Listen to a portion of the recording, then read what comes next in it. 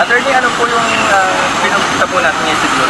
Nag-submit kami ng rejoinder affidavit at ito na yung last day ng preliminary investigation.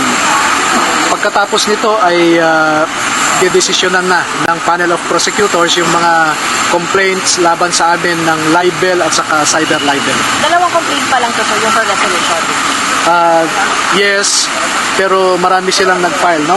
Merong sariling kaso si Secretary De Lima, Congresswoman De Lima, Father Flavi, si Trillanes, Katapang, and yung kay Secretary Ed Año.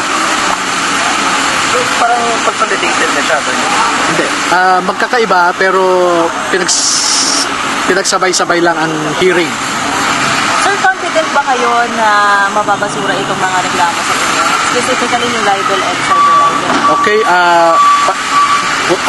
paunawa na hindi ko na masagot ngayon yan dahil ayokong i-preempt yung desisyon ng panel of prosecutors. Nakakahiya naman sa kanila na pangungunahan natin.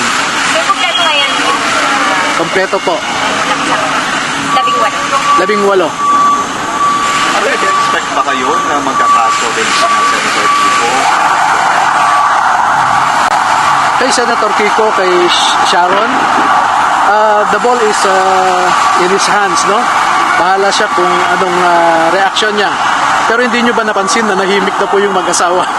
Pero maraming mga fans na makukulit pa rin. Pero ano ba yun, sir? Pakiclarify. Kasi meron kayong interview yata in the past couple of days na hindi naman para lang malinaw, sir. Kasi nung nag-press con, may litrato na pinakita. Pero ano ba talaga, sir? Ano yung purpose ng teaching?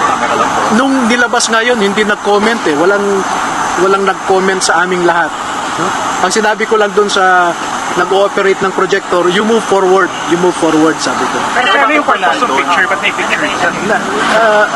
Let us leave it at that, no? Ang dami ng comments dyan. Nag-comment si Senator Kiko, si Shawi, na sinungaling ang mga sundalo. Pero nung tinanong, ano bang sinabi ng mga sundalo para sabihin mong sinungaling sila? Eh, tumahimik na sila. Pero hindi sila tumanggap, sir. I cannot answer that for now, no? So, what was the intention, sir? Bakit sila nasama dun sa presentation na ipapakita? No, don't put any malice siguro. Lumabas yung picture doon because maraming mga pictures ito, no? Malamang yung gumawa ng presentation na isang staff nila ay naisama yon, no? Stop po nino. Wag na akong mag-ascribe kung sino nagkamali doon, no? Can you categorically deny if... Hindi kami ang nag-prepare nun. Nag-submit lang kami Pero ng sir, mga can you pictures. categorically deny or confirm kung meron ba talagang pinakita? As I said, let us leave it at that, the issue, no? Kung sa tingin ni Senator Kiko and si Miss Sharon, they were insulted or maligned by the presentation of their pictures, so be it, no? Mag-file sila ng kaso. Pero malinaw, attorney, na nagkamali po yung pagkakasama ng photos nila. Sabi ko nga, pabayaan na natin yung issue na yon, no? Baka... Kaya lang, sir, hindi ba misleading yung kasi kasama yung picture nila? No, but it's there's not no misleading. explanation. It's not misleading. And as I said, But what was the perhaps reason, sir? you can ask Senator Kiko or Pero Mrs. sir, kanina Sharon nag-present ng to photo. just file any case that they want. Kung may malis doon, mag-file sila na lang ng kaso. Kung mag-file, sir, anong gagawin niya sa sasabihin niyo? Sasagutin namin, no? And perhaps we may also support our position with our own documents if necessary. What's your position, sir? What's your position? Sir, Position on, if they intend to file. then we will defend ourselves. Attorney, And recently we- sabi ni Comelec Chairman George Garcia na sa kanya sariling investigation na sinasagawa, posibleng may hunter nga itong 18 ex-marines na dati daw AFP. Ano reaction mo? Well, si George, si Comelec Chairman George naman ang nagsabi niyan. Siguro siya ang tanungin nyo kung sino ang handler. No? Do you deny or confirm? Sa ngayon, no one is behind them except sila at ako. So, kami lang sa grupo na ito. Kung merong insinuation na may handler silang AFP officer, noong nagtrabaho sila kay Saldico, meron silang mga boss na generals, no? May 2 generals, may isang colonel, at may mga majors sa Philippine National Police. Ito yung mga boss nila noon. Pero sa ngayon, hindi na sila connected in whatever way with these former officers. Sir, kumusta yung... Balikan ko lang yung post ko doon, yung ibigay sa Ron and kay Kiko. To be clear, sir, hindi po kayo yung gumawa. Look at the Hindi ako kasi sabi ko nga you move forward, sabi ko, di ba? Hindi ako yung gumawa ng presentation. Wala kayong idea, sir, sa future? Babayaan na natin yung issue na yun. Pero one of the... Nanahimik na yung mag-asawa, no? Huwag na nating palakihin. Pero ito ang final say ko dyan. If Senator Kiko and Sharon Cuneta feel that we maligned them, then they are welcome to resort to whatever legal means to redress their grievances, to clear their names, no? At kung kakasuhan nila kami, handa rin naman kaming sagutin yung reklamo nila. Sir, sorry, additional question ko.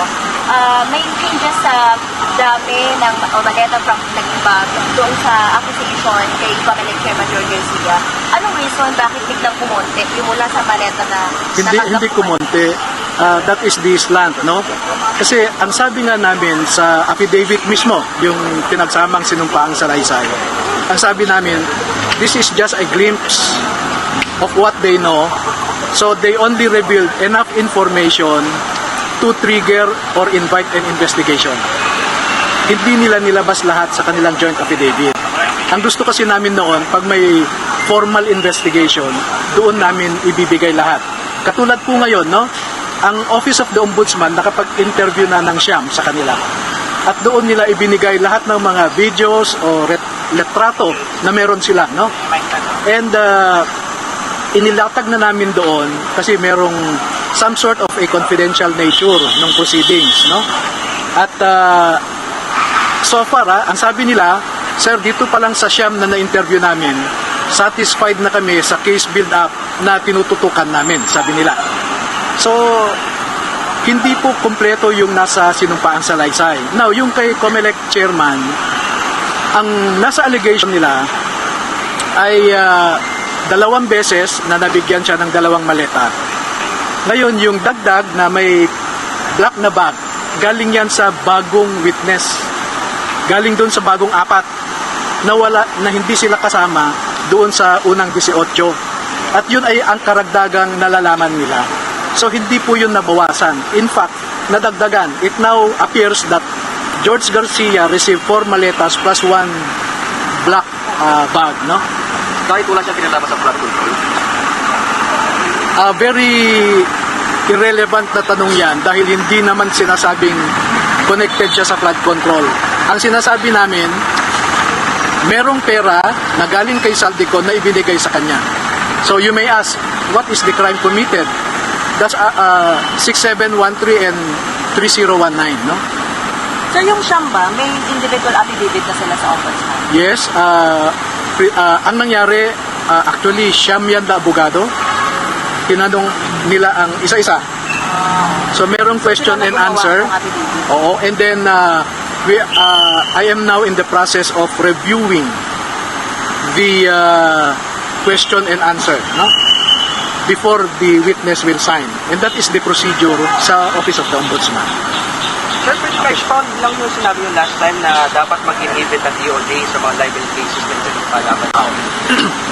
Okay, sa libel cases kasi filed by the government officials, the material issue there is actual malice. If there is actual malice, it means you committed a reckless disregard of what is true.